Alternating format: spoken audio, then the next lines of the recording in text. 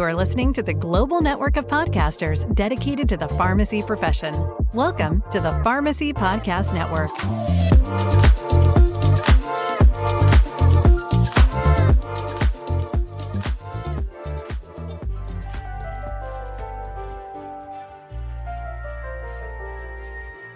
Hello and welcome to the Holistic Pharmacy Podcast. I'm your host, Marina Buksov, and I'm a functional medicine pharmacist in New York. I'm also a clinical herbalist and an integrative health coach specializing in mindfulness and empowerment. I'm on a mission to transform the way we approach healthcare by bridging the wisdom of traditional medicine with modern practice. And in this podcast, I will be highlighting guests who do just that. I'm constantly inspired by them, and I know you will be as well. Hi, everybody. Welcome back to another episode of the Holistic Pharmacy Podcast. I have with me today a very special guest. Her name is Dr. Michelle Perro, and she is a seasoned clinician with over 40 years of experience in pediatrics and integrative medicine. She's dedicated to treating children and families, and being a Yale graduate, she's trained at Mount Sinai Medical School, Bellevue Hospital, and NYU, later serving as a director of pediatric emergency department in New York City and spending over a decade at UCSF Benioff Oakland Children's Hospital. For the past 25 years, Dr. Perro has championed integrative approaches to health, focusing on the impact of GM foods and pesticides on children's well-being. She has lectured globally and co-authored the acclaimed book, What's Making Our Children Sick? She's the CEO and founder of GMOscience.org, promoting food as medicine and regenerative health education. She also hosts the podcast, The New MDS, and offers parenting resources through her website. And she's going to have her upcoming book, Making Our Children Well, released next year. So welcome, Michelle.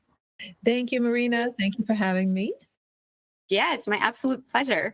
So Michelle, it seems like we are local. I don't know if you're still in New York, but I'm in Brooklyn, New York now, and I've actually been at Bellevue and some other of the places you mentioned as part of my rotations in pharmacy school.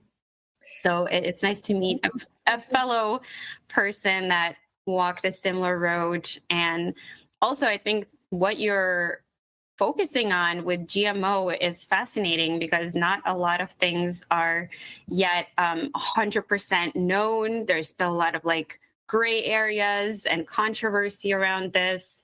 And I think our children are our future, right? I have 2 kids, so it's so important to me to understand what I'm feeding them, how can I support their health.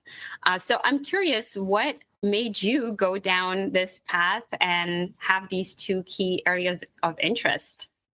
Thank you. Yes. So I am, the first third of my life was spent in New York. I'm from Manhattan. My kids are, my son and my beautiful daughter-in-law now live in Queens. But I transitioned to Northern California, and I've been here the second chapter, and the last chapter, well, who knows where the wind blows.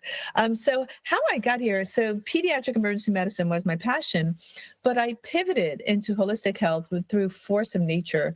I had a son with health challenges, and he doesn't mind me sharing this. And I had a serendipitous encounter with an MD homeopath who was wonderful, still practicing. Her name is Dr. Ikenze. She's local here too. And through the use of homeopathy, one of my favorite tools in my tool chest, he got better. And, frankly, Marina, I was outraged because I was trained in traditional Mount Sinai Medical School, a year of pharmacy. We both can relate to that. 2 hours of nutrition. I've had to catch up a little bit. I've spent hours, I'd say weeks, I'd say months studying nutrition. If you put it all together, I literally had to become a naturopathic doctor. I pivoted to integrative health, and I created an integrative urgent care in my community in early 2000, let's say 25 years ago. But then what happened is I started seeing an uptick in gut disorders and autism in children. And I said, oh, whoa, stop. So kids were coming in for chronic abdominal pain, chronic ear infections, new onset of autism. And this was in urgent care, and the pediatricians weren't addressing it. So I had to learn root cause medicine. I was a homeopath, but I didn't really understand naturopathy. So I had to retrain myself yet again, expanding the toolbox. And then I learned about GMOs and pesticides from my friend and colleague, Jeffrey Smith, who runs the Institute for Responsible Technology. And I read his book, Seeds of Deception. When I read his book and the work of Dr. Arpad Pusti, who was the first scientist to study GMOs and the effects of GMOs without pesticides, because remember, you don't eat a GMO alone. You eat it with associated glyphosate-based herbicides. They are Roundup ready. And when I saw his work on rats, I was shocked, horrified, crazed, outraged, pick the adjective, and pivoted yet again to the work I'm now doing, starting the nonprofit. We're a 501c3, writing letters, getting involved with political campaigns. And in the past few years, I've been doing testing of infant formula, Girl Scout cookies, school lunches with other advocacy groups. So that is the thumbnail approach of 43 years in the art of medicine. But the bottom line is the care of children and families. And I say families because children don't care for themselves. It's about educating parents, empowering parents to take back their children's health, regain the terrain, switching from pharma to farm. I don't throw the baby out with the bathwater. If a child needs a pharmaceutical, I'm the first to say absolutely. But we have so many things we can offer families, starting in the kitchen. So I say, la cocina es tu medicina, which means the kitchen is your medicine. So that's sort of the umbrella of how I now approach health. Yeah, beautiful. So you mentioned that you started in emergency pediatric care. So how did that experience shape your desire to practice a more preventative and public health and informed approach? Yeah, it was interesting. I mean, I love emergency care and I love doing acute care. My brain works that way. But I never liked all the interventions we were doing. And every opportunity I had with families, I was already saying, this kid with asthma, why don't you try taking him off of dairy? And I was using garlic and mullein oil for kids, chronic ear infections. And I was having families spray with, silver or iodine for their strep throats, in addition to doing all the things that we had to follow. So I never stopped loving the acute care. And then once I learned about homeopathy, I started doing acute care homeopathics. So sprained ankles got arnica, and sore throats may have gotten heparin sulfuris, and toothaches. I was starting to do all that I can quickly give remedies, and I was getting amazing results. So then I went and studied in India, in Mumbai, at a homeopathic school. Me and 60 little girls, they were so young, and 21-year-old Indian women, mostly all women in these homeopathic schools. Homeopathy is huge in India. And I just really immersed myself in the art and practice, and then learned about homotoxicology. It's called German biologic medicine, and expanded. But I didn't need to throw out my emergency background. It was an opportunity to expand. Because yes, we want to, the past 25 years, I've dealt with chronic diseases in children, autism, Lyme, ADHD, PANDAS, PANS, you name it. I became a chronically ill care specialist. And the last years of my practice, because I do much less now, was literally all Lyme and co-infections. And I actually have a Lyme clinic now too, because I saw so much. I digress. But I see as an opportunity to keep learning and offering tools, because our kids, since I wrote the first book in 2017, are sicker.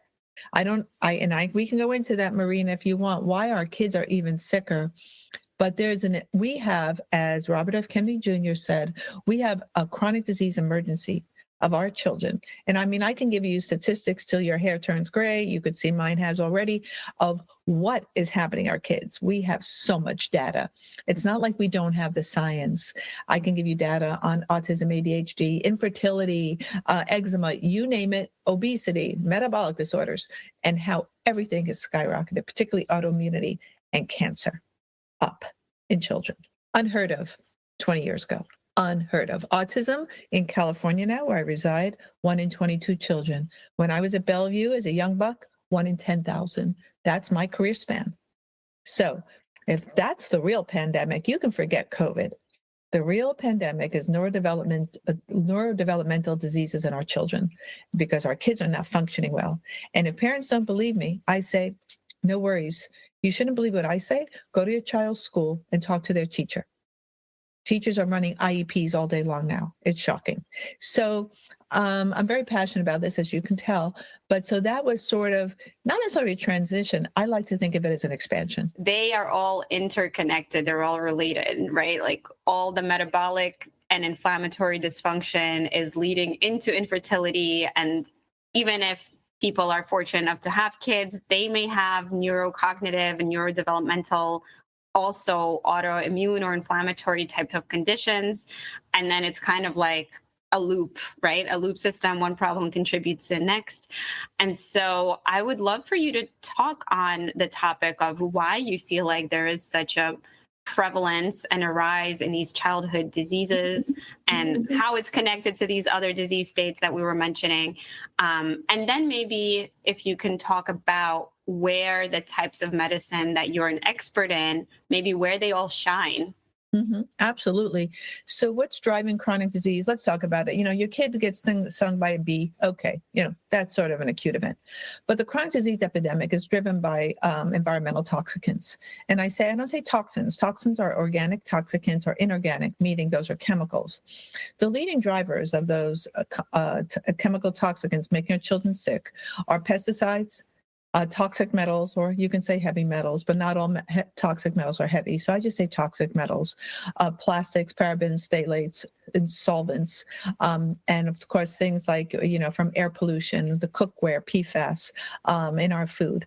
What's driving that? And the two biggest I focus on, because they work synergistically, negatively synergistically, which means that when you put multiple toxicants together, their effects are worse. If you have one heavy metal, let's say lead, but then you have two, lead and mercury, or you have three, like what we found in infant formula, the synergism of the negative effects are exponentially increased. And then if you add in things like pesticides, the main one I focused on is glyphosate, which is the main ingredient in Roundup. And that's the only reason why we're eating more Roundup is because of GMO crops. And I'll get to that in a second. So we have a multiplier effect. Studies usually address one. They on purpose don't look at the multiple toxicities of what our kids look like. As you may recall, in 2010, I believe, Environmental Working Group did a study of umbilical cords for environmental toxicants, and they found an average of 287 chemicals. Babies are born pre-polluted. What did we do about that? Now, here we are years later, and we have a MAHA movement. I call it MOCA. Make our children healthy again. MAHA's great, but I'm really focusing on kids. Adults, yeah, you're okay, but I prefer to work with children. That's just me, and animals and plants. But adults, you're on your own. No, I joke a lot because I'm a New Yorker, Marina. But let's get back to GMOs. So GMOs were released on the planet in 1996, 1998. And so the only reason why, when you eat a genetically modified food, corn, soy, canola, alfalfa, that's what our animals eat, papayas from Hawaii, zucchini, now apples and potatoes are GMO, that the only reason why that those were devised were, so when you spray glyphosate-based herbicides, Roundup, those crops don't die. That's it. They don't increase yield. They use more water. The nutrient density of GMO foods is much lower than their organically regenerative grown counterparts. They are not equivalent. So this idea of equivalency is outdated. It's inaccurate. It's wrong. So if you take GMO corn and organic regenerative corn, the nutrients will be markedly lower in the GMO corn. Most of our children are eating GMOs all day long because it's in corn, soy, things our kids eat. They've just introduced GMO wheat, and they use these pesticides as crop desiccants before us to dry them down. Highest amounts wheat, oats, and legumes. So if a child's a vegetarian, they're getting massive amounts of glyphosate-based herbicides unless they eat organic. So what's happened is weeds, super smart, super resistant. 75% of the weeds in the US are now resistant to those glyphosate-based herbicides. So Monsanto, now Bayer, they were purchased by Bayer Pharmaceuticals in 2018. I know you're familiar with Bayer. They have to make more aggressive pesticides and stack these genetic traits because of weed resistance. And they've come out with even worse pesticides, 2,4-D, dicamba, even more toxic, as if the original one wasn't bad enough. Now, so that has happened. So our kids are eating more of it. And so the EPA, in all their wisdom, instead of getting rid of it or lowering it or removing the desiccants, they raise the acceptable levels of glyphosate. They keep raising it. More and more is acceptable. We're much higher than in Europe. People say all the time, I traveled to Italy or France and I could eat the weed, I can eat the food. That's because they are much better regulated. Now, they're fighting GMOs too right now. I'm going to be speaking to the New Zealand Parliament in a few weeks because they want to let GE food, genetically engineered, is synonymous with GMOs, into their country. So what's the problem in addition to nutrient density is those genetically modified organisms that have been mucked around the lab swap genes with the bacteria in your microbiome. So your own microbes that run your immune function, detoxification, vitamin production, become genetically modified. The health impact of that is not known, not studied. There are very few human studies looking at GMOs. I think maybe 3 in 25 years. That is unheard of. And the original study was on rats, which showed harm from GMOs. When that researcher published his results in 1998, Dr. Arpad Pusti, 2 days later, he was fired from his institute called the Rowan Institute. It's in Scotland.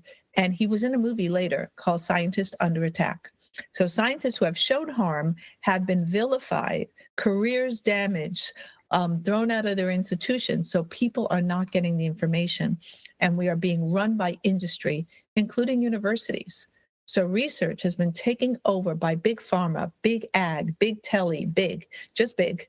And so we're not getting good science, we're getting biased science. So people say the science doesn't show that. I said, my patients showed it. I've studied thousands of patients, changed their diets. They've gotten better. Now that was a long soliloquy, but it's just a lot of information for your audience to process. Yeah, absolutely. So let me ask you a controversial question, if I may.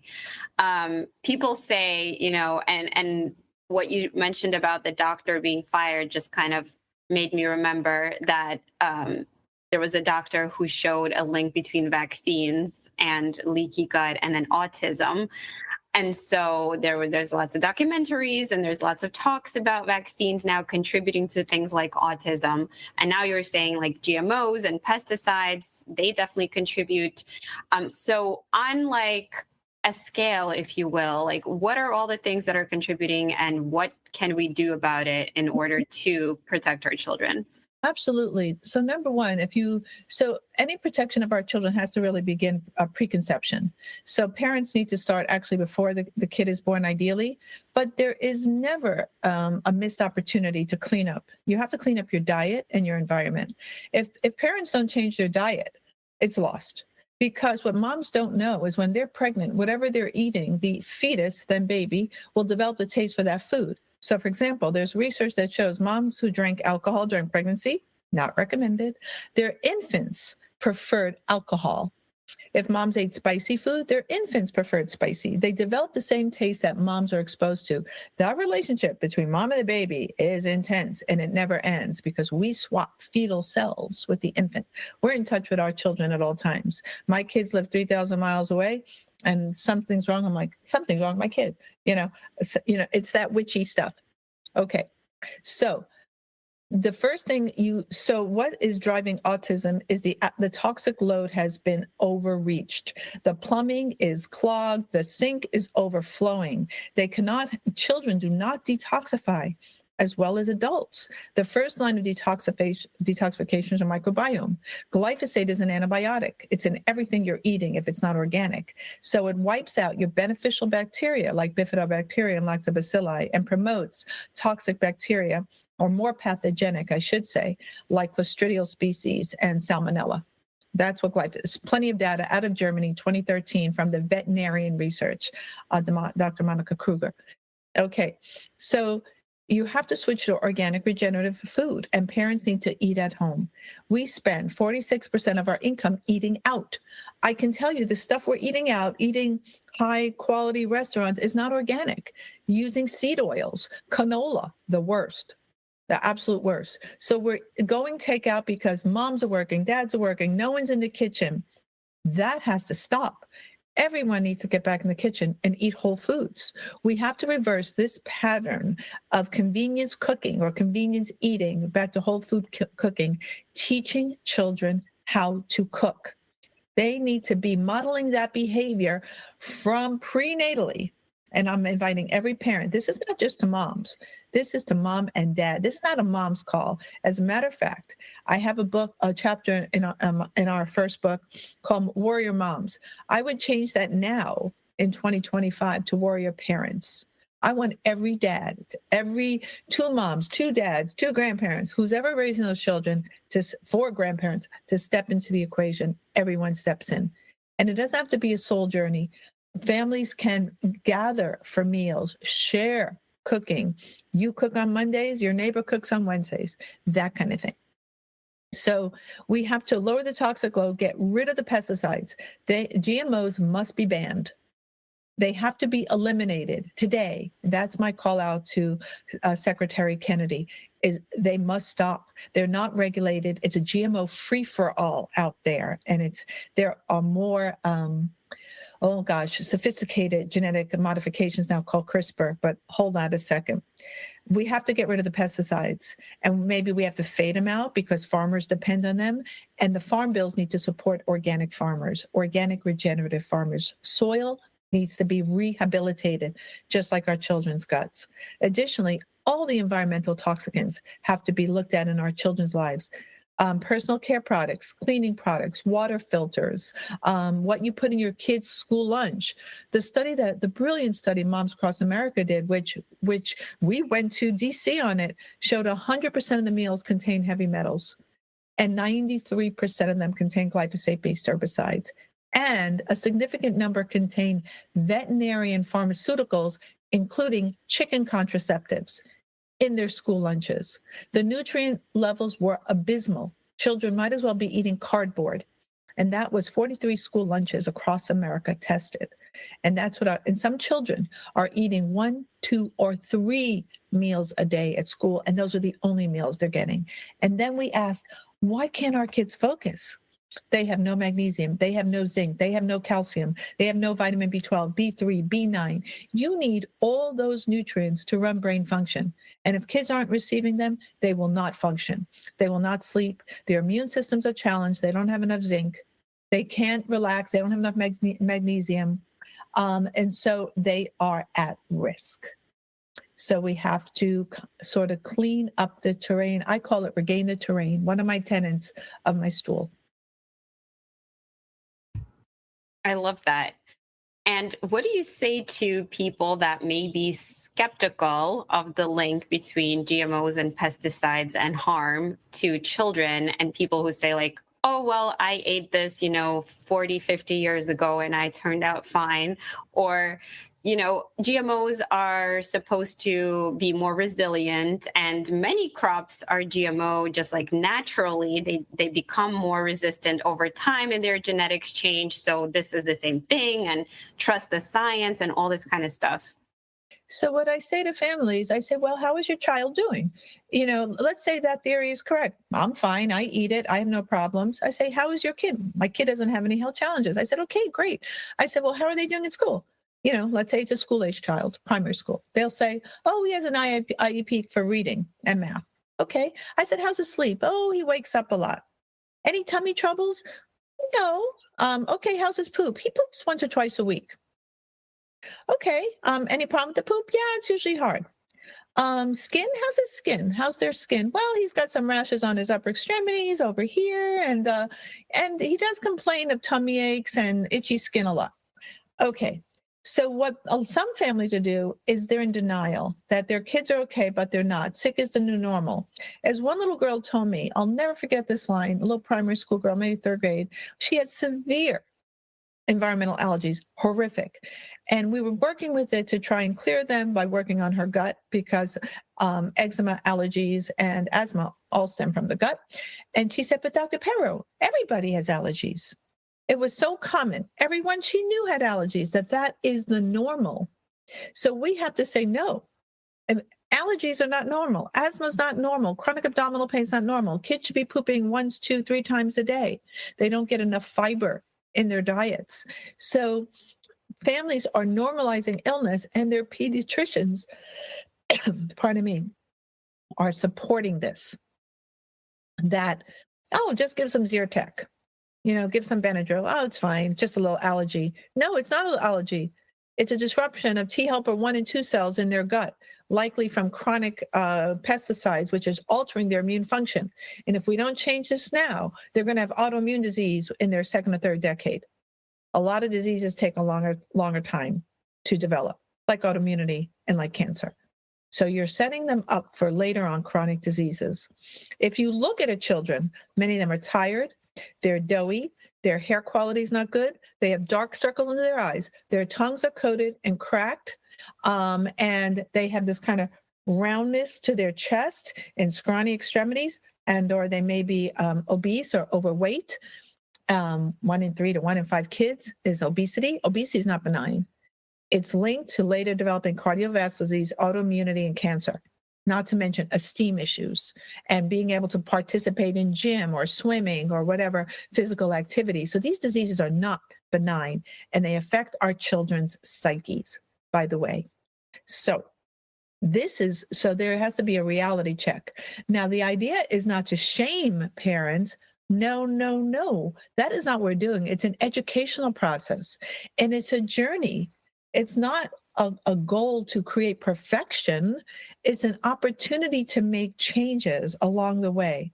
Some parents will dump their refrigerator overnight, and some people could take 6 months. That's okay. Every step of change is a step towards better health. So what I tell families, I said, don't believe me. You be your N of 4. Let's say you have 4 people in your household, 2 children. Switch to organic. Give it 4 weeks. It takes 4 weeks to clear those antibodies to food. Give it 4 weeks. Come back to me in 4 weeks, 1 month. Everyone does it. You don't give your little Susie kale salad and you and dad are going out to get pizza. No. Everyone follows a clean, organic, regenerative diet. See me in 4 weeks. If we don't see improvement in members of your family, I will return your money. That has never happened. As a matter of fact, one kid with autism I'm working on, several years ago, the mom had severe asthma. They went organic. I took the kid off gluten and dairy because he had autism. Autistic kids don't do well with gluten and dairy, so that's another thing. But the mom stopped gluten and dairy because she's changing the household food. And 3 days later, her asthma went away. She hadn't needed an inhaler after that. She said, yeah, my son's doing somewhat better, but she goes, my asthma cleared. She had dairy-induced asthma. Yeah, she was severely allergic to dairy. No one ever told her that. And it manifested as asthma. So that is what I say, that you be the experiment in your family. And when I have parents, because I do a lot on Zoom now, send me pictures of your pantry, your spice rack, and your alcohol. Some parents will have a beer or a glass of wine, and it's not organic. All beers, all wines are contaminated with pesticides. 19 German beers, 19 tested positive for glyphosate-based herbicides. So much so in the US that they couldn't even grow beer for a while because the yeast would not grow. A lot of yeast is genetically modified, by the way. You'll see it as MSG on food labels, and that MSG is often from genetically modified yeast. Just saying. So this is the thinking that we're trying to adopt that has to be taught to our families. We're not trained to do this in med school. So to expect this from your pediatrician who's not trained in this is unreasonable. I'm also a pediatrician, are trained in a way of thinking. And to expect our pediatrician to know this after 2 hours of nutrition is not going to happen unless they do what I did. So you have to sort of say, this is what I'll get from my pediatrician, and this is what I'll get from my integrative team. Yeah. I mean, you're dropping so much wisdom. I don't even know what to comment on right now.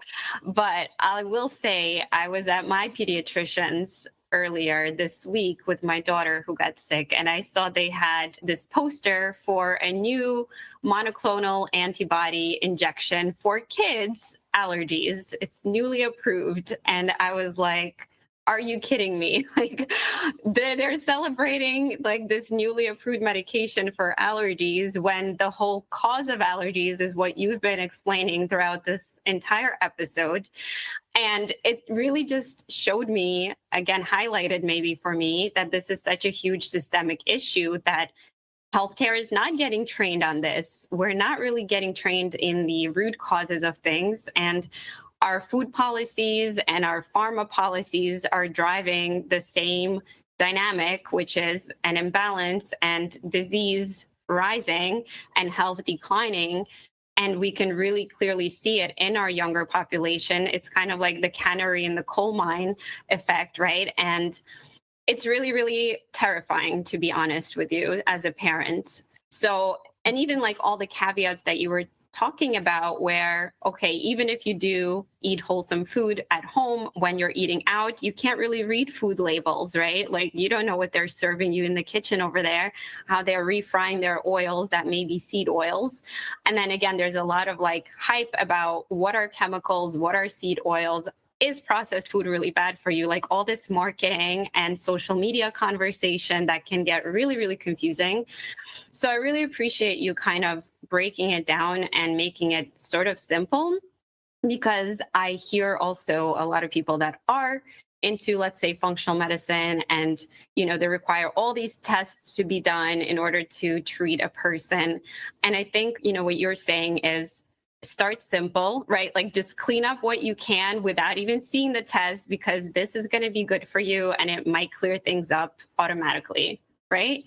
And 100%, yes. Yeah. And I'm curious, could you give us some more advice about how not to be just paralyzed with all this information and to become advocates, even though schools aren't providing the best quality food, doctors don't have the best information. Like, what do we do as parents and as advocates for our kids? Yes, absolutely. So I'm a big believer in righteous anger.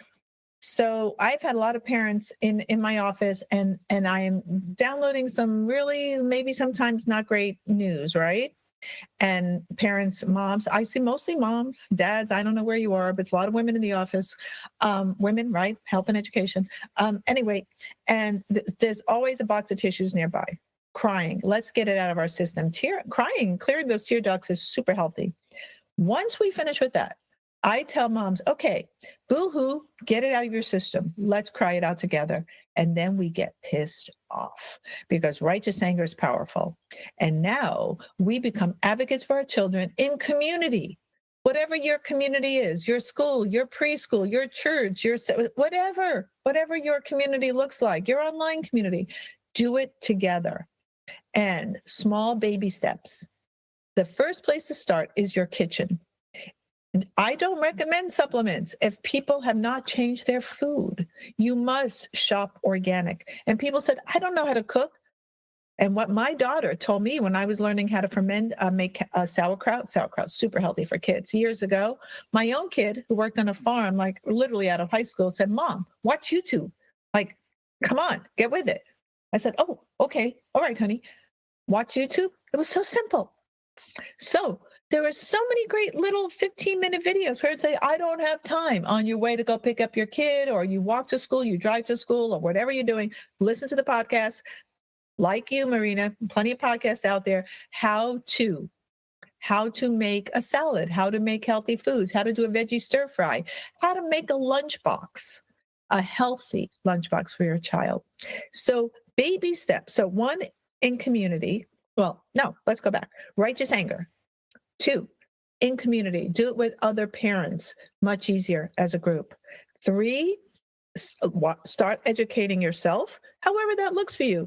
I find a lot of younger parents now are listening to podcasts on the way to this or the way to that. Podcasts are great. However you want to do it. You must shop organic, whether that's Costco, Trader Joe's, Sprouts, online, whole paycheck, etc. Organic. If it's expensive, yes, I know.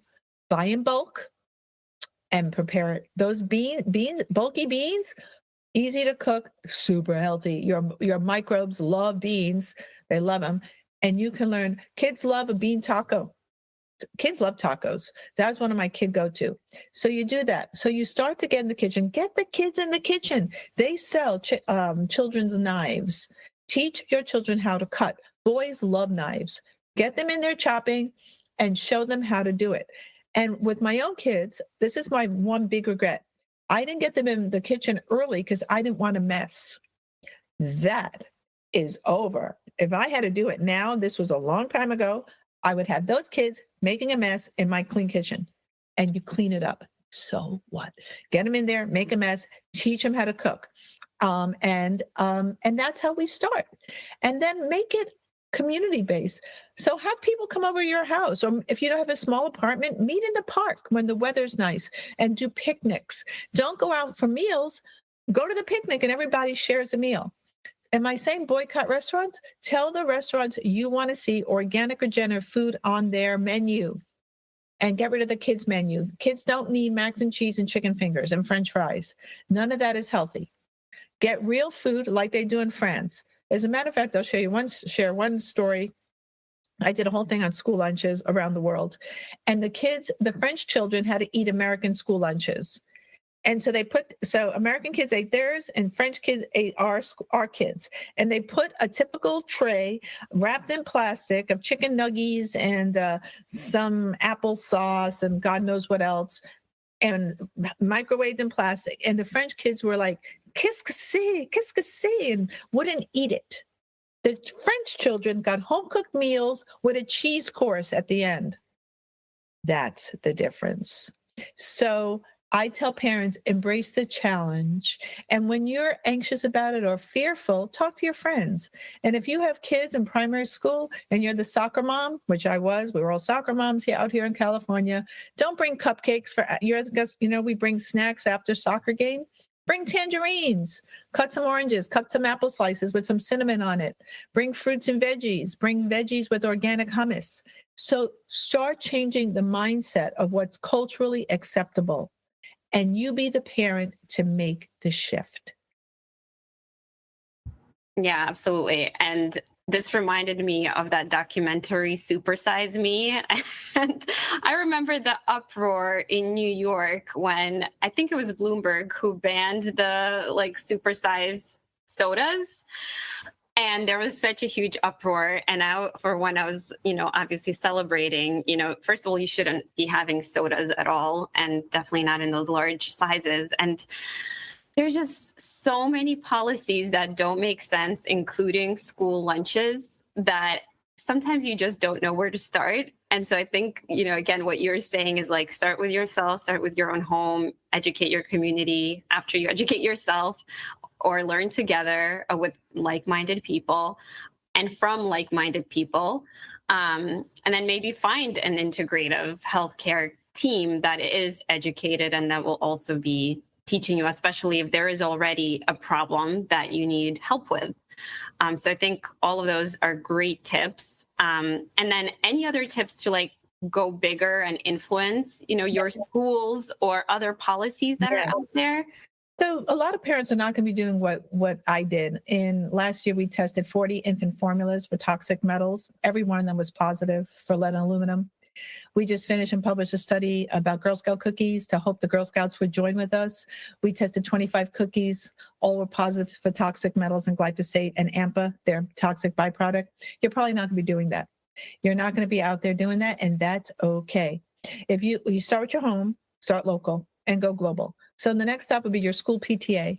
And you go in there, it's what can we do to improve school events? Not selling cupcakes, can we sell healthy snacks? So showing up at schools, whether it's a private or public school, there are PTAs, parent-teacher associations, join and voice your concern about that. And as I mentioned about the soccer game, use those opportunities. If you're hosting the kid's birthday party, does it always have to be pizza and cupcakes? Who said that? We hosted my daughter's prom night here, and I made black lentils and rice with a huge salad, and those kids sucked it down. There were no cupcakes. There were no chips and salsa. I made all real food, and those kids sucked it all down. My kids' graduation, I was one of the moms who volunteered to bring dessert. Every mom brought dye-colored cookies with those synthetic dyes are neurotoxicants. I brought organic strawberries dipped in organic chocolate that I froze. It was the first thing to go off the dessert tray, off the dessert table. So to say the kids don't want it is inaccurate. So you become that parent, you make the change, read up how to do it, watch YouTubes, talk to the other moms. So could the school. So your kid's school is huge. Can you go bigger? If you live in a community like I do, a small town, town councils. We have a monthly meeting where we can show up and voice our opinions about what's going on in your town. So you can show up there, and you're going to see action petitions come around from all my favorite organizations: Moms Across America, Organic Consumers Association, GMO Free USA, EWG, Environmental Working Group, Made Safe. Amy Ziff is in Brooklyn. All these organizations are promoting organics, right? Lead Safe Mama, my new friend. So many. Sign up for their newsletters, sign their petitions. So right now, I am presently working on a bill. We have a food safety bill, baby food safety bill here in California. And at the last minute, they took off infant formula, where companies had to identify toxic metals in the baby food products. And I'm working on to introduce to our local legislators to put infant formula back on the bill, AB 899. So maybe you can do that and go to your legislation. There's no reason why you can't. I have no special training in legislation. I am not a lawyer. I don't even like lawyers. Sorry, lawyers. I mean, physicians and lawyers, it's a touchy situation. But there I am talking to legislators on how we can protect our children at the legislative action level. And that would be the highest goal. So start subscribing to our newsletters, gmosigns.org. That's mine. You'll get infrequent emails. You can look and see what I'm doing in terms of changing the conversation. And Margaret Mead said it, I can't take credit, is don't underestimate what one person can do. I love that. Those are such good and practical tips, Michelle. And as a physician, I'd love for you to also speak to other healthcare providers that may be in the audience that maybe are also worried about their license and legalities when they may be open to more holistic approaches, but maybe they're in a practice where it's allopathic, like you were working in the emergency care settings, and there's specific protocols that they need to follow. What would your advice be to them? So yeah, there is pressure. There's something called clinical practice guidelines, and you're supposed to be following a guideline. And what you can do is you just have to justify what you do. So if your kid is having some issues, chronic constipation, and the protocol would say give Miralax, a polyethylene glycol, one of the worst things you can give a kid. My goal in life was to get kids off Miralax. I saw so many in urgent care on it for years. The recommendation is 2 weeks. Okay, so not a big fan. So I would say to the mom, oh, okay, Mom, Marina, you can continue this Miralax polyethylene glycol. That's what it is. Or we can start increasing some fiber and water intake in your child's diet. And I actually have a homeopathic remedy. Homeopathy is not illegal. It's over the counter. You can go to the store and buy it. And I can give your child a homeopathic remedy. With that, do you have a preference? And most moms, almost all, said to me, oh yeah, what do I do with the fiber, water, and homeopathic remedy, which is, safe? I'd say, okay. And in my chart note, I'd say recommended either pharmaceutical approach, Miralax, or dietary change and homeopathics. And parents decided to go this option. We'll follow up in 4 weeks. I offered to you. I say, I have a pharmaceutical approach. It's giving steroids. It's giving albuterol. It's giving Miralax. Or I could also do this. Do you have a preference? Maybe some parents want the pharmaceutical approach. I say, okay, here you go. Here's your script. But if you ever decide to want other options, let me know. I don't force parents to make changes. Your kid, you're in charge. I'm just going to tell you the risk benefits. It's called informed consent. Amazing. And then circling back to our earlier conversation about your expertise in allopathic, emergency care, pediatrics, homeopathy, and naturopathy, where do you find each of these shines and where can we implement each of these? Absolutely. I'm a big fan for pharmaceutical intervention for acutes. Like, let's say, for children are not having a heart attack, although that has changed. But let's say a broken leg and the kid breaks their femur. They need morphine. Oh, please give them some morphine. Okay, please. But I'm also giving bone healing remedies. And if they're going to the operating, I'm giving them arnica and I'm doing other things. I'm giving them extra vitamin C and vitamin D for postoperative stress. So there are ways I can even boost them, even though they need the morphine for the pain on the way to the operating room. So that's like pharma for acute situations. Awesome. A kid has a pneumonia and needs an antibiotic. Please, we're going to give them some amoxicillin or azithromycin, but I'm also giving probiotics to offset the antibiotic. I'm also giving vitamin C and vitamin D, maybe some elderberry to boost their immune function. And for sure, bone broth soup, right? Glycine, collagen, super healthy. Okay, so that's the acute. So where would I might find homeopathics is for everything. In the book I've coming out, it's acute and chronic, and there's ways to do it. The acute are easier for acute treatment, arnica for sprained ankles, or you have a rash, you're getting the sulfur, or bee sting is apis. The chronic requires working with a homeopath or a naturopath. Naturopathic medicine, I use the stool of nutraceuticals, herbals, and homeopathics in my approaches to dealing with children.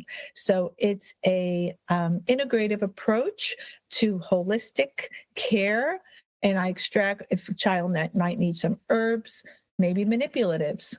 We'll get to manipulatives in a minute. So it's a holistic approach using all the tools in the toolbox, why I love naturopathy or naturopathic medicine. But last and not least, and it's not last, do not forget manipulative medicines. And that includes chiropractic care, osteopathic care, acupuncture or acupressure, and the other various modalities, whether it's Feldenkrais, and there are so many, that I send almost all children for osteopathic manipulation at some point in our treatment. And it can really realign systems. So I am such a fan of manipulative medicine. And you can find a practitioner who works with children. Children are not mini adults. Their physiology is different. Their musculoskeletal system is different. So find somebody with good hands on children. Babies in France, after babies are born, the craniosacral practitioner or osteopath goes around and quickly adjusts all the babies from a vaginal birth. And it's subtle, it's gentle. It's not a crackerback. It's just these gentle shifts to get babies realigned after birth. It's beautiful. So these are the types of tools you can extract from different modalities. Is one better than the other? It's individualized medicine.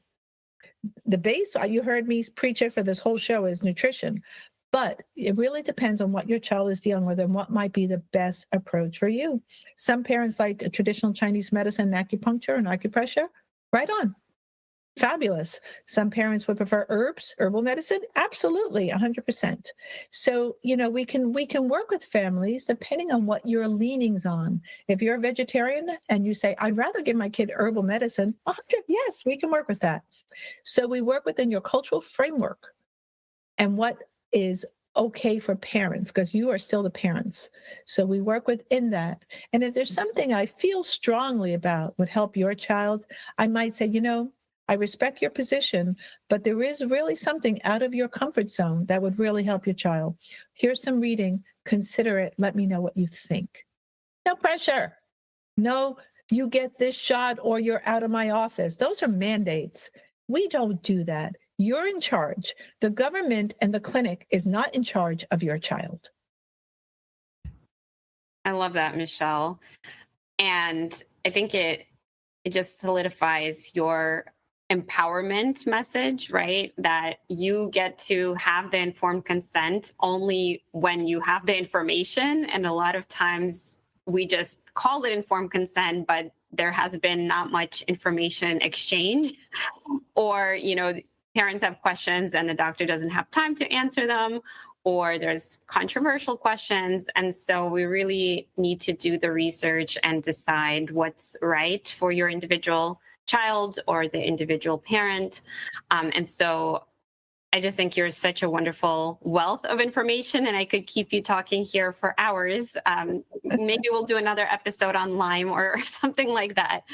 But yeah, I really appreciate your perspective, and I would love to do a rapid fire round of questions with you if you still have a minute or so. No, I still have a minute. Sure, let's do it, and let's give your listeners and your attendees, useful, practical pragmatics. Love it. Okay, so what's the number one thing you recommend for somebody to improve their quality of life right now? If I had to recommend one thing that would improve your quality of life and that would help you is, I'd say, increase the fiber in your diet. Americans are super low. Beans are your friend. And homemade beans, soaked beans are the best. So fiber. And that will support your microbiome, which will support your gut, which supports your gut-brain axis. So fiber and fluid. You can't eat fiber without drinking more filtered water. I do recommend 1+ filtered water. I do recommend at least a carbon filter. Get the system you can afford to get anything in the water supply. I'm not a fan of fluoride in the children's water, so a filter, and see if you can at least start with that. Love it. Okay, question 2, and maybe this is already part of question 1 that you answered. What is your personal favorite thing to cook for your kids, or used to be anyway? Yeah, I had 2 favorites. And my kids are all grown and married, etc. One with tacos.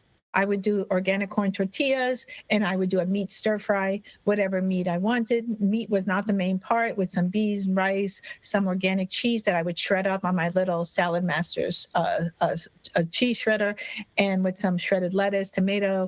They loved it. And they make their own tacos if they're old enough, 7 or 8 or 9-year-old. And so you have taco night. That was one. Number 2 would be the blender.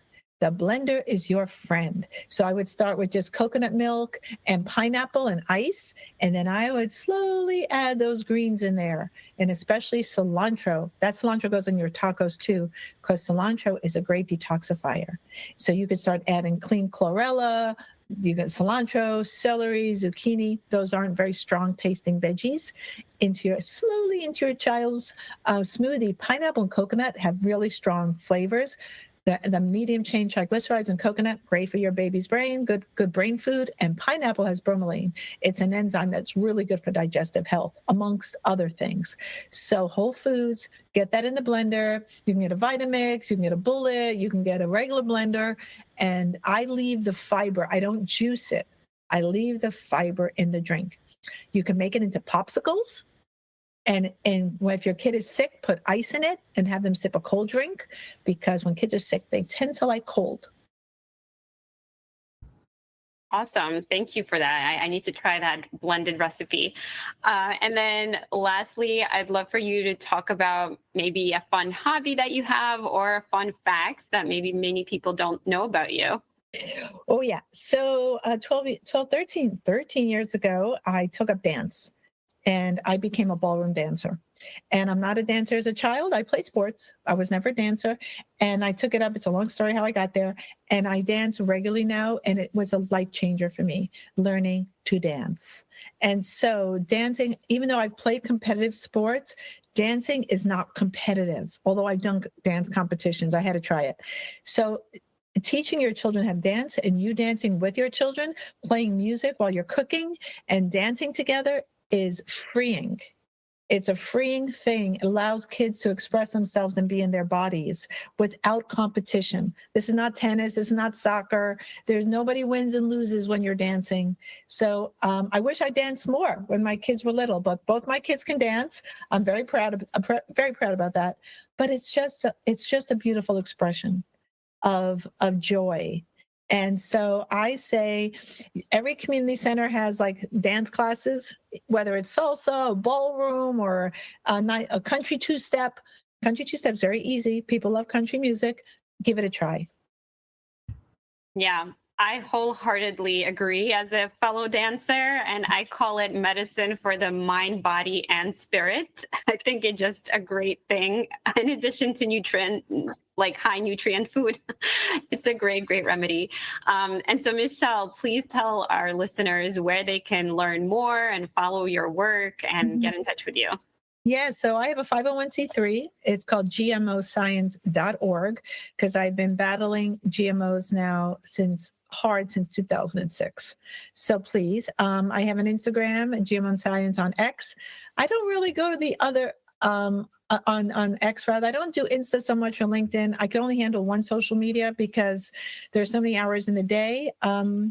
And I do run a Lyme clinic, and I also teach for Salad Masters, which is a non-toxic cookware, which is non-toxic in terms of metals.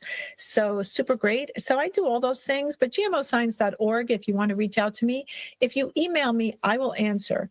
I did a podcast for Dr. McCullough 2 years ago during COVID, right at the end of COVID, and I got 600 requests for help from that podcast on my website.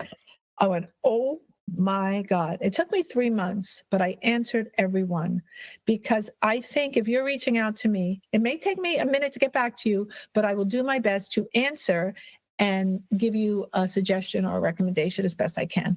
I can't give medical advice per se, but perhaps I can direct you to where to find what you're looking for. So I try to make myself as reachable as I possibly can without going crazy, because I do have my dance life that I have to attend to, work-life balance, homeostasis, right? Sympathetic, parasympathetic. We need to stay in balance.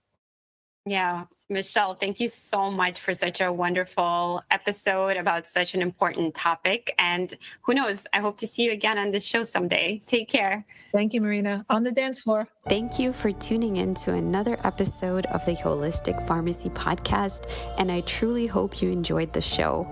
If you learned something useful in this episode, please consider giving the show a 5-star rating and a sincere review so that more people can find it, or share it with a friend directly. To get in touch with me, you can find me on social media by looking up my name, Marina Buksov, or email me at marina@rawfork.com. Take good care and see you soon.